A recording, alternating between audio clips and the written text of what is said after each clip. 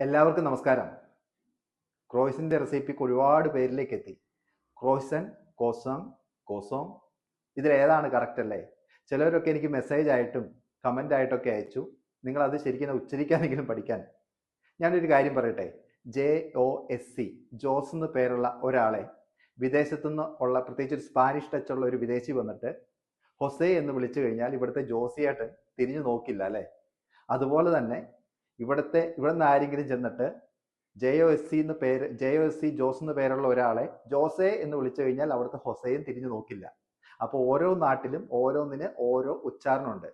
ഈ കൊസോങ്ങിന് ഞാനിവിടെ കൊസോ എന്ന് പറഞ്ഞു കഴിഞ്ഞാൽ ഇവിടെയുള്ളവരോർക്കും ഇതെന്താ, ഇയാളെന്താ ക്രോയ്സൻറ്റിനെ ഇങ്ങനെ പറയുന്നതെന്ന്.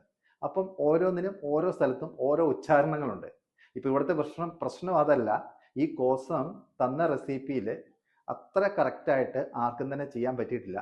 ഒരുപാട് പേര് ഒരുപാട് ചോദ്യങ്ങളുമായിട്ട് കമൻറ്റിലൂടെയും മെസ്സേജിലൂടെ ഒക്കെ ചോദിച്ചിരുന്നു. ഇതിൽ ഏത് ഫ്ലവറാണ് യൂസ് ചെയ്യുക, ഏത് ബട്ടറാണ് യൂസ് ചെയ്യുക, ബേസിക് ഡോ എന്താണെന്ന്.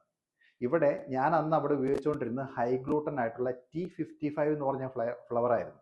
അതേ ഫ്ലവർ ഇന്ന് കേരളത്തിൽ പല പ്രീമിയം ബേക്കേഴ്സ് ഉപയോഗിക്കുന്നുണ്ട്.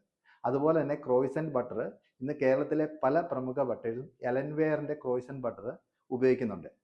അതുപോലെ തന്നെ ബേസിക് ഡോ എന്താണെന്ന് ചിലർ ചോദിച്ചു.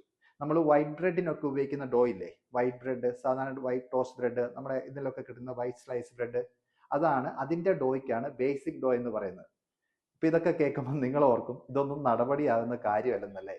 അത് നടപടിയാകുന്ന ഒരു കാര്യമുണ്ട്. ഞാൻ പറയട്ടെ, നമുക്കൊക്കെ ക്രോസൻ്റ് ഇവിടെ ചെയ്യാൻ പറ്റുന്ന ഒരു റെസിപ്പി ഞാൻ പറയാം.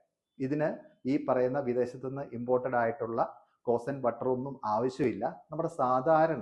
നമ്മുടെ അൺസോൾട്ടഡ് ബട്ടറിൽ നമുക്ക് ചെയ്യാൻ പറ്റുന്ന, ഇവിടുത്തെ മൈദയിലൊക്കെ ചെയ്യാൻ പറ്റുന്ന, എന്നാൽ ഒരുവിധം ഫിനിഷിംഗ് ഒക്കെ കിട്ടുന്ന ഒരു റെസിപ്പി ഞാൻ ചുവടെ കൊടുത്തിട്ടുണ്ട്. അതൊന്ന് പരീക്ഷിച്ച് നോക്കൂ, ക്ലിക്കാവും. ഇതെല്ലാവർക്കും പറ്റുന്ന ഒരു റെസിപ്പിയാണ്. അപ്പോൾ ഇത്തരം റെസിപ്പികൾ നിങ്ങൾക്ക് കൂടെ കിട്ടണമെന്ന് ആഗ്രഹമുണ്ടോ? കെട്ടുകണക്കിന് റെസിപ്പികൾ എൻ്റെ കൈവശമുണ്ട്. എല്ലാ ആഴ്ചയിലും 2-3 റെസിപ്പികൾ ഞാൻ എൻ്റെ സോഷ്യൽ മീഡിയയിലൂടെ ഇട്ട് കൊടുക്കുന്നുമുണ്ട്. അപ്പോൾ ഇത്തരം റെസിപ്പികൾ നിങ്ങൾക്ക് ആവശ്യമുണ്ടെങ്കിൽ എൻ്റെ സോഷ്യൽ മീഡിയ പേജുകൾ സബ്സ്ക്രൈബ് ചെയ്യാനും ഫോളോ ചെയ്യാനും ഓർക്കുക. എല്ലാവരിലേക്ക് സന്തോഷം നിറയട്ടെ. ഒത്തിരി സന്തോഷത്തോടെ, ഷെഫ് എമിൽ ഫിലിപ്പ്.